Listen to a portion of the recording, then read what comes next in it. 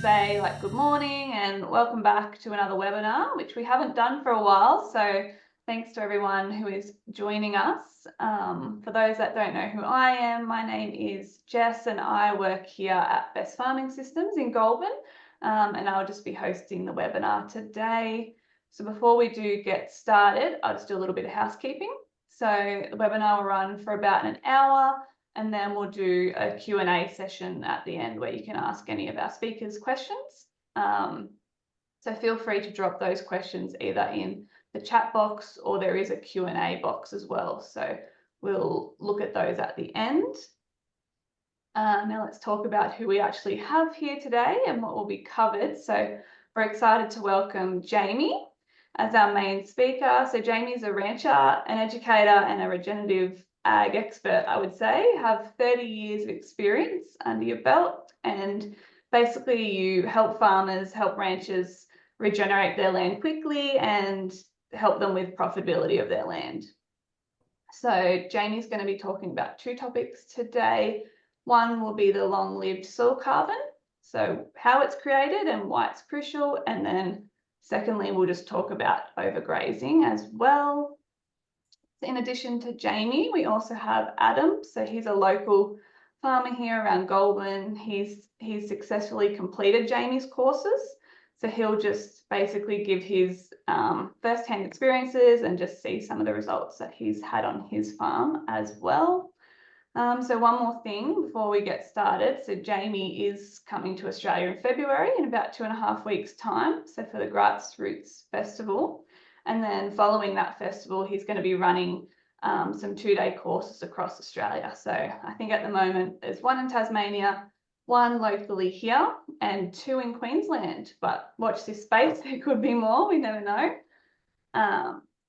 So yeah, so stay tuned for that. We'll share the details as well as the recording for the webinar so you can all have a look at those. So with that all said, I think I will just hand straight over to Jim. So he's coming live from Houston. So thanks, Jim. Okay, thank you, Jess. Hello, everyone. I am Jim Elizondo, and I am originally from a tropical environment in Tampico, Mexico. And I have been doing very high stocking rate grazing since 1990. I used to have on my farm in the tropics, dry tropics, an average of 5 to 6 cow units per hectare. In the green season and part of the brown season, and then in winter we would put them into a feedlot. Then I switched to a graze dairy in 1995, and we milked 320 cows on my 120 hectares for 28 years. So 2 years ago, we stopped milking and switched to beef cows to sell breeding material by using my tropical milking criollo cows that I had the largest herd in the world with Machona.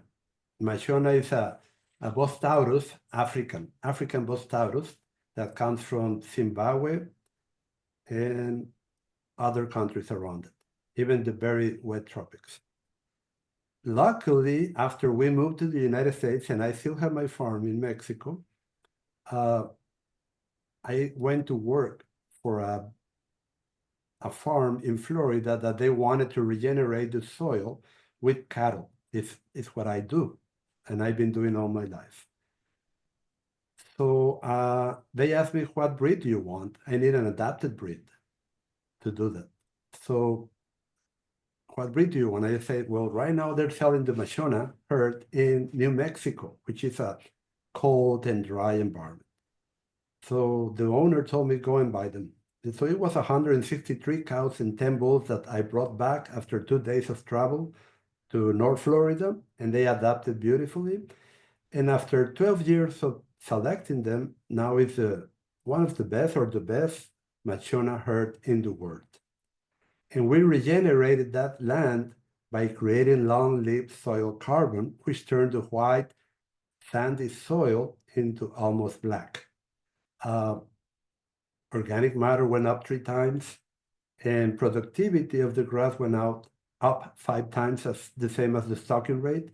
And we were able to do this without added inputs and without feeding hay, when the neighbors were feeding hay 5 months per year. So that's my introduction. And what I teach and what I promote is the Total Grazing Academy, which is 4 online courses that I call the Pillars of Real Wealth Ranching. And that's the Total Grazing Program, Adapted Genetics and Selection Guidelines, Nutrition when Grazing, because it's important that we understand how the rumen functions when grazing, and Optimal Calving Season. I am an agronomy engineer. I'm also an accountant, and I am also a dairy nutritionist with 20 years experience in the field on confined dairies. That allows me to see what can be done with the different parts of the farm or ranch or ecosystem to create a better whole. And I like to call it holistic, so we go beyond what most people do. Just as your genetics are molded or influenced by the environment, epigenetics, a fancy word to describe the turning on and off of genes by the environment, the genetics that we select for can mold and change your environment. So by grazing shorter, a higher harvest efficiency on well-recovered plants, grasses, we can increase the long-lived soil carbon faster. And most importantly, we can increase the stocking rate. And stocking rate is what determines the profits in a farm. The more productive livestock units you have at a low cost per year determines your profits, because your annual cost will be divided by more productive units. But when I say productive units, they need to be productive. They need to be in good body condition.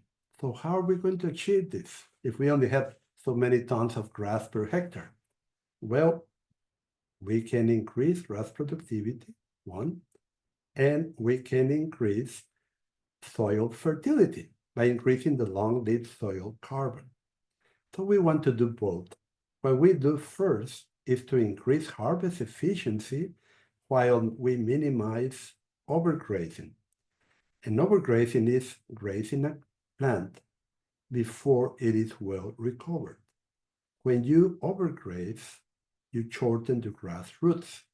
When you shorten the grass roots, grass productivity goes down 3 to 5 times. So when you minimize overgrazing, you can increase your grass production 3 to 5 times the first year. And when you harvest more of what's there, waiting for it to be well recovered, not over mature, then you can get much higher productivity the first year, and our average is increasing stocking rate to double over rotational grazing, whatever name you want to put it. So, okay, that's all good and done, but how do you increase long-lived soil carbon? People have been blundering around with this question for a long time. In 2012, the first research came out of how, in reality, stable carbon fraction is created. And to my surprise, it's created mostly by dead microbes, necromans they call it. 80 to 90% of new long-lived soil carbon you create per hectare per year comes from necromass of microbes. But these microbes need to be fat, because fungi digest fats better and bacteria cannot digest them very well. So the fungi to bacteria ratio is very important in this creating more humus or long-lived soil carbon. Okay, so when the plant root exudates change from sugary to fatty, when grass is green and growing and we're trying to keep quality up for our livestock, they are sugary, and then they are food for bacteria. So they are what we call labial carbon. that is cycled in a few weeks or months. But when it's high in fat, the microbes' body, they grow fat from fatty root exudates and organic acids. And that only happens when plants grow over mature. Then the microbes' bodies grow fat, and then they can be converted by fungi to long-lived soil organic carbon. So how do we achieve that? Should we be grazing our grass always over mature? Wouldn't that lower our livestock performance? Yes, of course. That's why in the Total Grazing Program, we divide the property in 3 sections. 3 equal size sections, 1/3 each of the grass acreage. First section will be the green season grazing section, where our focus is on the highest quality for best animal performance. But remember, I'm a dairy nutritionist. So if you're on cool season grasses, you need to have enough fiber to avoid scours in your livestock. Okay, so you graze that in the green season, and let's say now it stopped raining and it gets hot. How do you avoid overgrazing? Regrazing when the grass is not well recovered. Well, you use the buffer section, which is section number 2, to graze there until, and remember that section has been stockpiling, to graze there in the best quality paddocks in the green season until section number 1 is ready to be regrazed again after growing conditions came back. And what happens with section number 3? Section number 3 is to be stockpiled for the whole year. Why? Because not only do you recruit seedlings of your best species there, not only does the soil get spongy there because of a higher fungi to bacteria ratio, but because that is where you will grow more long-lived soil carbon. And this is evident to see. You will see the improvement in how the soil gets spongy. And you will save money on hay by grazing stockpile grass as standing hay. Okay, so how do we distribute this long-lived soil carbon around the whole property? Well, we alternate these 3 sections yearly. So we get the best of the best. Highest quality green forage in the green season for our livestock to perform the best. That's why we have the optimal calving season. Then we get the buffer section to minimize overgrazing, where we increase grass productivity the first year.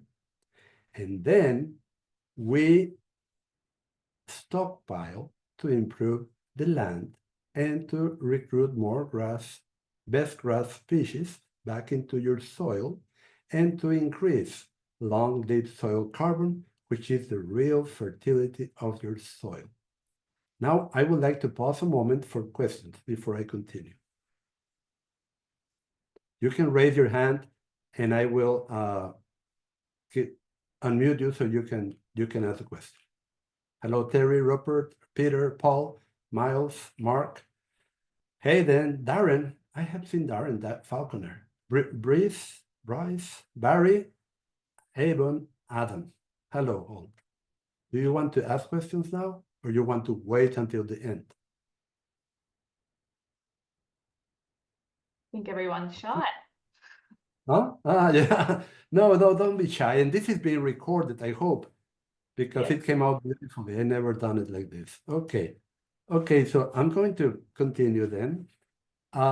And to get this very high harvest efficiency, to graze non-selectively, the grass that is not over mature, is green, high quality, down to 1 to 2 inches of the soil, you need adapted genetics and selection guidelines, especially in respect to nutritional adaptation, which is the advantage that some cattle have compared to others. If you go to any herd of cows, you will see some that will be able to maintain their body condition better than others when under difficult conditions. And that's nutritional adaptation, because they can digest high fiber forages, low quality, better, or they consume more, or whatever it is, but they produce more with less. And that's what we need to select for. And some breeds of cattle have that, like the Machona. That's why I use the Machona so much. Some others do not, because they have been selected wrongly for higher and higher performance on higher and higher inputs. And now that inputs have gone in price up faster than cattle prices, it is not fun. It is never fun to not take money home. So I am very focused on profit, very focused on improving the land, very focused on creating deep and strong and fat roots, and very focused on improving the long-lived soil carbon, which, as I said, is the real fertility of your soil.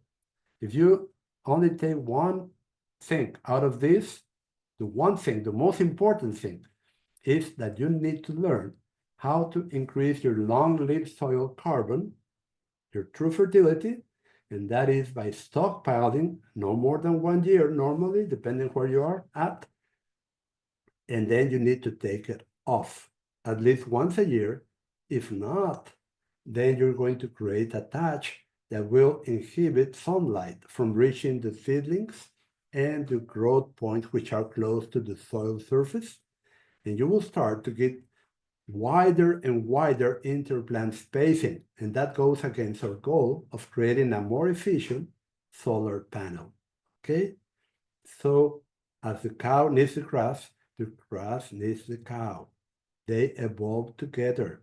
The best soils in the world were created this way. And people tell me, yeah, but cows do not graze that way if you allow them to. And that's true.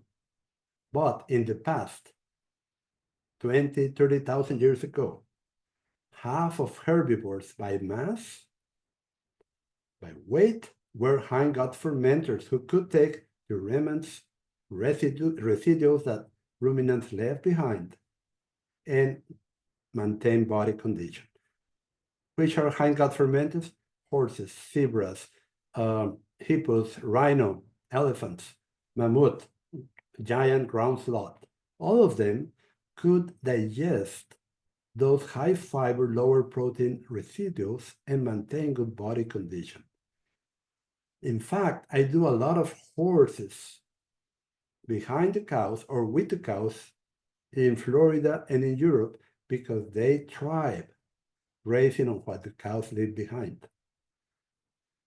So we need special cattle to achieve the same that nature achieved a long time ago before man killed off this megafauna that were hang-out fermenters and comprised half of the total herbivore mass.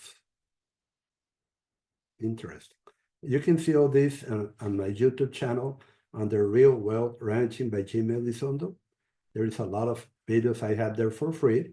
You can see over 180 videos of me explaining this and other topics. Yes, also.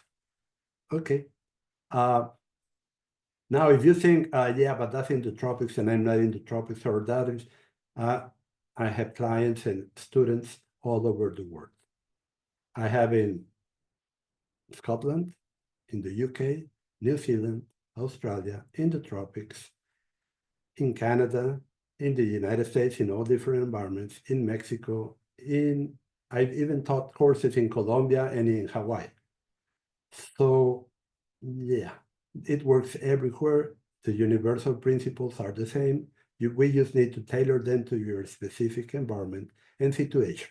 Many times the situations change because of economic considerations, and we need to take them into account because we want you to make the most money while you improve your land the fastest. I'm finished. Yes? Hello, yes? Hello. You're back.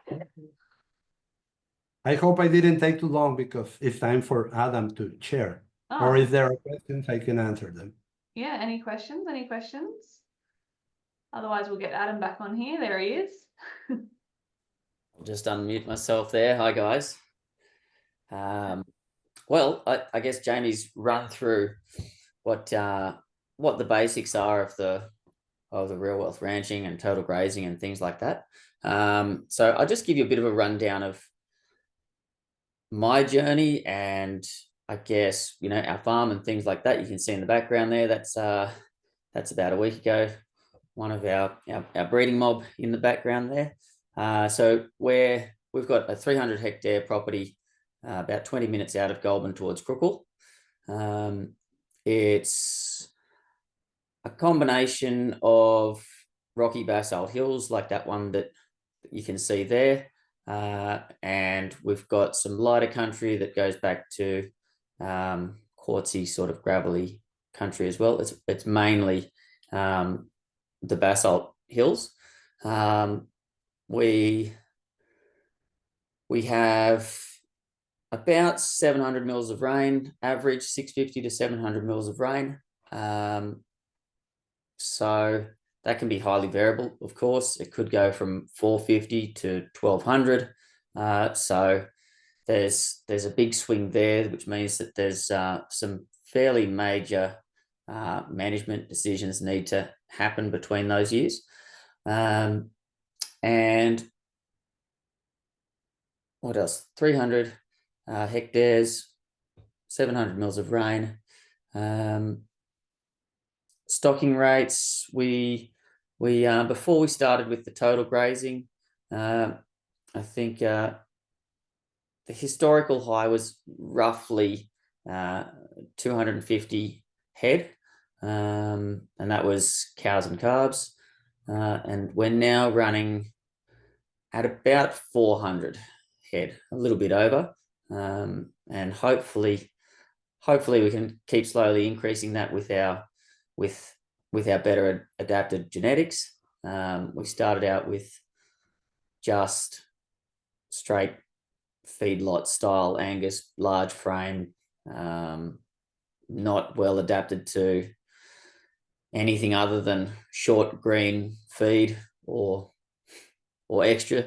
They need grain and they need to be pampered fairly well to get them to thrive, which is fine in a perfect year. But as soon as anything's a little bit out of the ordinary, they really struggle.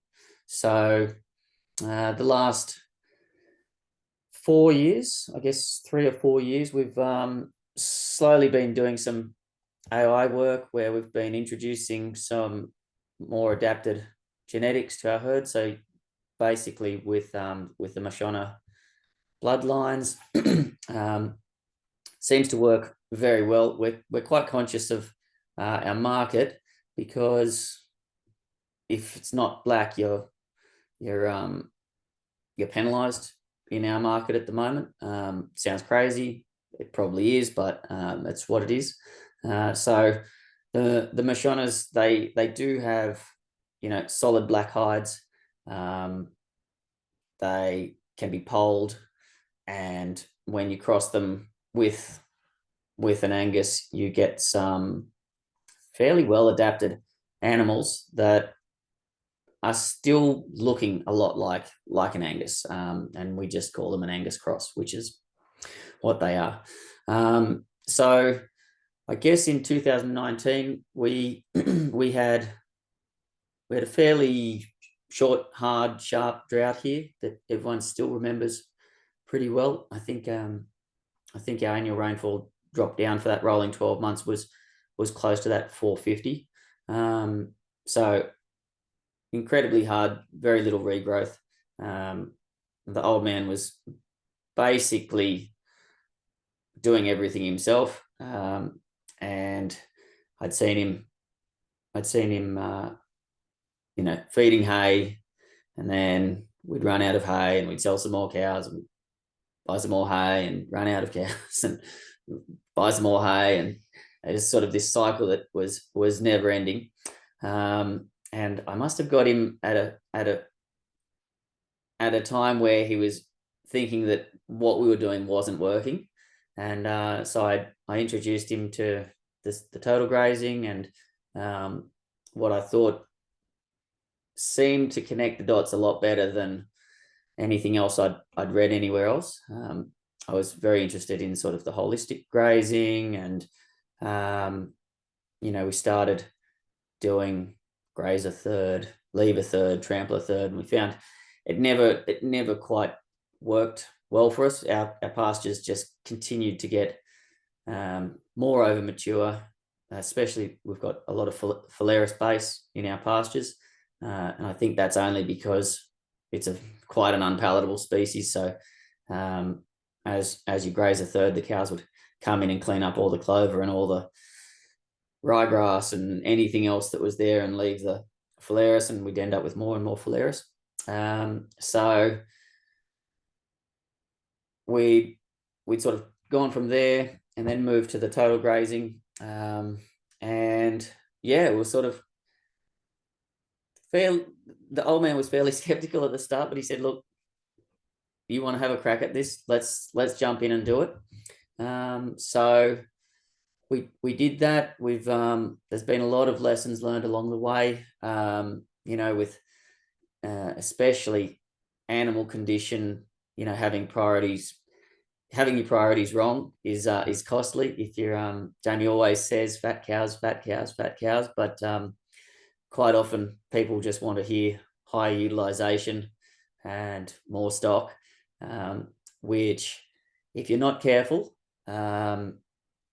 especially with large frame genetics like ours, then you end up with animals that are in poorer body condition, which leads to lower birth rates, lower daily gains, lower everything. So after we tried to do it ourselves for a little while, and I finally signed up to Jamie's course, and having access to Jamie was sort of a bit of a game changer for me, because it sort of brought all of those little tiny points together that having somebody that has already been doing this for so long, I got access to that experience really straight away, and it sort of brought everything together for us. And since then, the old man went from basically where he was sick of the place to where he's racing me to get out the door to try and go and see what he can find out there for the next day. We've got populations of dung beetles that are exploding. We've got, I think, the best calves that we've ever had, and animals that are thriving as well. So that's probably about where we're at the moment. I'm not sure if anyone's got any questions. Yeah. It's more than welcome to throw them at Jamie or I. Yeah, I think that's all really positive, isn't it? Like that you've kind of come out of it, and having Jamie as a mentor, I think you said, was one of the main things you got out of that course, being able to have him. We do have a couple of questions from Terry. Are you able to see those, Jamie, or he's gone MIA? No, I'm here. I am able to see them, but one I think is for Adam, that one. Yeah. Do you have any suggestions how we might handle hostile subsoils with high aluminium? Compaction can also be an issue. Well, that is definitely me. We're very low pH. We're roughly 4.2 to 4.5, depending on where you stick the soil tester. High aluminium, definitely. I think that just goes with the low pH, and compaction, definitely an issue. We've had a little bit of success recently with. So I've got a soil carbon project with AgriProof, and they had a soil key machine, which we had a trial of, and so we're pretty interested to see this. We're pretty interested to see how it went. We're fairly sure it wouldn't go well for us just because of our rocky basalt soils. So we gave that a go, and I spent probably 50% of the time under the machine, fixing broken bolts and new blades and things like that. But it's been 3 years now, and I can still see green strips of cocksfoot, and it's mainly cocksfoot, but green strips of where that machine had done the tilling and the seeding. And so it obviously does work. And one of the things that we did find was just how rough the country was afterwards, after that machine had been through. It did really aerate that soil. So that was a bit interesting. We had good results with that. So that compaction there was obviously was being rectified. We've now got ourselves a John Deere subsoiler, spring-timed one, so that when it hits some rocks, it bounces out of the soil instead of bouncing the tractor out of the soil. And that's been quite good too. We've been using that only ripping down to, just below root depth, maybe 300 mils, something like that. And we've got a spreader mounted on top, so it puts seeds down the rip line as well. So hopefully that's helping with compaction. I mean, I can tell straight away where, because I put out temporary fence posts every day, I can tell where it's been ripped before, because I can put a post in there and 2 meters away, I have to, jump up and down on the post to get it in. So I imagine that's obviously working. It's only been a year since we did that, so I can't confirm that it will be for life. I'd like to think it was. But yeah, we're not seeing compaction after the animals, even at high stocking rates. We're not seeing that. We just see, once that they've been through and they've taken the grass down at high utilization, after the next rain, there's just new seedlings everywhere. It might be ryegrass or cockswood or clover or thistles or Patterson's curse. I actually don't care what it is, as long as we've got more growing in the ground at the time. I'm happy. So yeah, that's been my experience with the subsoiling and things like that. We've done some spreading with clovers, just broadcasting. So trying to get species that can handle that high aluminium, low pH, fairly hostile stuff is a bit tough, but things keep popping up in place of others, so we're not too worried. Jim, maybe you can do the one on the annual pastures. Okay, yes. Let me see. There. Terry asked, hello, Jim. Are you able to explain the differences between how we might manage annual pastures compared to perennial pastures in a semi-arid environment? I was in Spain, in the south of Spain, in Salamanca in October, teaching a course there, and then in the Basque Country, which is a different environment, close to France, in Bilbao. In dry, semi-arid environments that have winter rains, like a Mediterranean environment, it's normal that after hundreds of years of overgrazing, the perennial warm season grasses have disappeared, and you can find them only in secluded areas where livestock do not have access. So they told me in Portugal and in Spain and in France and in Italy that they don't have any perennial grasses. Well, I found 5 to 6 species, but out of the paddocks. So let me tell you why this is so important. Because when you rely only on cool season grasses, annuals, you're going to get a degraded environment, like what's happening in California, the fires they are getting, and the landslides, because they made all the warm season perennials that they had go extinct by overgrazing, grazing the plant before they were ready. The only green grasses that I found in the dry season, summer, in Mediterranean environments were out of reach of the cows and sheep and goats because they were the only one that had green. All the annuals were brown. So what do you think the cows, the livestock will go after when there is only one green plant in the paddock?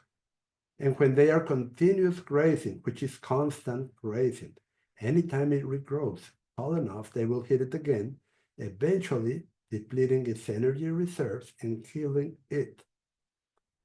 Why is this so important?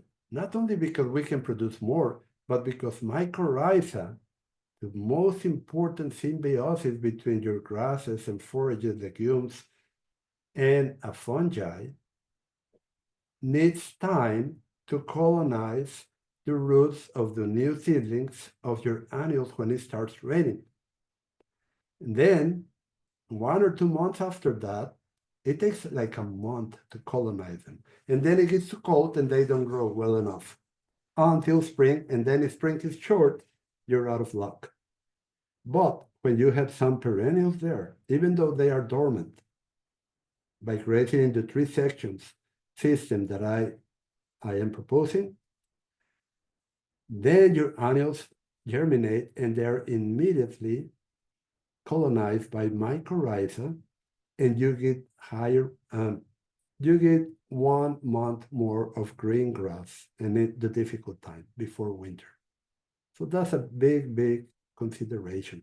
So that's how I would manage annual pastures. Over there, they don't have any perennials anymore. Well, no, they do have. They have cocksfoot. They told me we don't have any. So I went there and I found cocksfoot everywhere. And I said, what are you saying? Yeah, but they only grow under the oak trees. Well, the oak trees happen to be the very best mycorrhiza reserve that they have. So they don't have perennial grasses, they thought, but under the oak trees they had. And now that they got a hard freeze because it's winter over there, below, under the oak trees, everything is green and growing, and further away is frost killed. So it's the mycorrhiza. So that's how important this is for you. Even if you have to plant trees and it's so dry that you need to plant agasaster or something else, like I plant leucaena in my farm, they will colonize your annuals much faster than if you only wait for them to grow, the annuals. Okay. I hope that answered your question, Terry. If not, please raise your hand and we can have a conversation. Perfect. I think if there's no more questions, it might also be good, Jim, to just explain a little bit about what your 2-day course would look like, just for people that are interested in that. Yes, I have a flyer there, and Adam has a flyer too, because one of the courses will be at the venues, will be at his farm, because he already has results to show people, and that's very important. A lot of people tell me, when I see it, I will believe it. Or other people learn by seeing and touching and feeling. So that's good. That's very important. The first day is like an introduction to the Total Grazing Program, where I explain all that I did right now, but with pictures and videos and explaining. And I encourage people to ask questions from minute 1, because I don't want their questions that pops into their minds to be forgotten. And that creates a lively discussion where their questions help me remember more stories or things that I have done in my life. I've been doing this since 1991, so it's been a while. And then and I've been learning more and evolving. It's not that I know it all. I am still learning. Okay, and then I talk about the adapted genetics and selection guidance, nutrition, and the optimal calving season, but only as an introduction. On the second day, it's more like for advanced students, and there I go in depth on how to select bulls from the best cows at different ages, at 3 to 4 months, at 6 months, at 12 months, and at 15 months, and then at 27 months, and then at 38 months again. We rank them, and I want to, it's half a day classroom, half a day in the field. So with the bulls, I want young bulls to have there in the corral so I can explain and we rank them together so people learn. Then I explained the nutrition when grazing and the optimal calving season more in depth, accepting questions all the time. Doing it this way, and then with the classroom and half day out in the field, I think people get the best value for it. But I always tell people, and this is true, and it's not because I want to make more money out of you. Continuing coaching is very, very important. If you only take a course and you sit down and you write everything, even if you have it recorded, it's not the same as when conditions change and you need to ask for guidance. The mistakes that I have made are so many that I can save you a lot of money by coaching. Yeah. That's the very best. And the concepts are contrary to what we have been taught. We have been taught the wrong way, sadly, because we didn't know how humus was really created. We thought it was by litter and roots dying. Roots don't die. Well, they do die, but on a cycle, not because we grazed it. If the plant is well recovered, the roots don't die. And it's full of energy reserves. You know, for example, the green leaves produce energy through photosynthesis, while stems consume energy by respiration. So what do? Selective grazing. The leaves consume all the green leaves and leave all the brown leaves and the stems consuming energy from the roots and ground.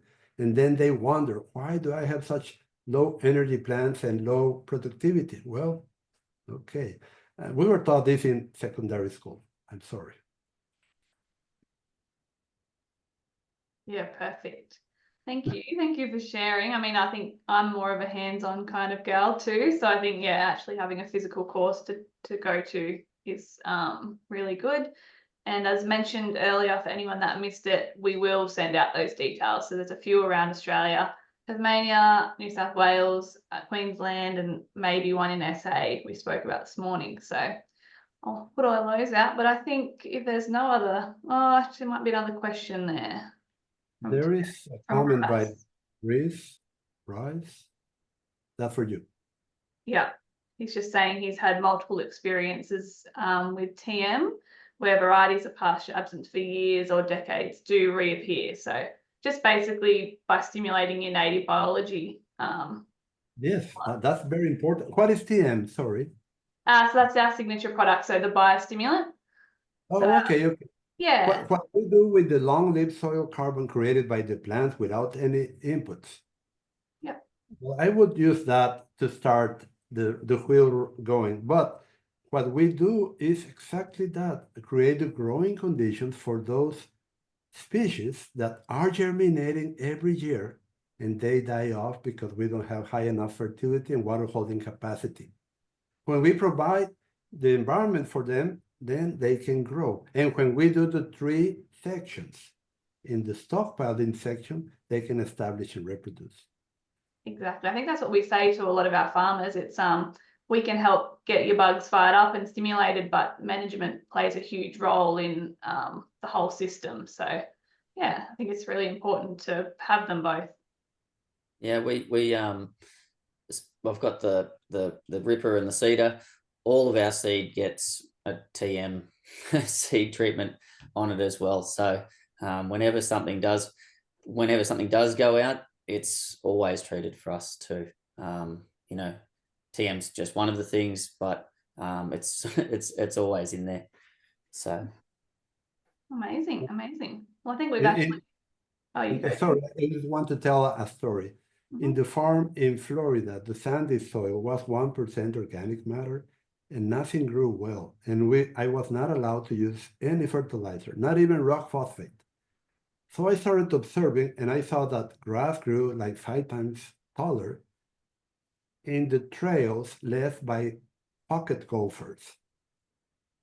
And so I studied and I found that the droppings of the pocket gophers had millions of mycorrhiza spores per gram. So I immediately inoculated with mycorrhiza everything that I know till drill into the pasture, and I could see the green spreading over the farm. Yeah, So amazing. that's it. Yeah, it's good little story. And I think, yeah, that's just nature, isn't it? Doing its thing. So it's good to see. Well, I think we've done a webinar under time for once, so that's pretty impressive, I would say. And if there's no more questions, we can end that there. But obviously, Jim, you're available if anyone had any follow-up questions. We could definitely reach out to Jim and ask them, and he would be happy to answer those questions as well. Yes, sure. Yeah, but we look forward to having you here in Australia and hopefully having you live and sharing your knowledge as well. Thank you very much. So thank you, and thank you, Adam, for sharing your story as well. Fantastic, Jess. Amazing. Thank All you, right. Adam. Okay. Thank you, Bye-bye. everybody. Thank you.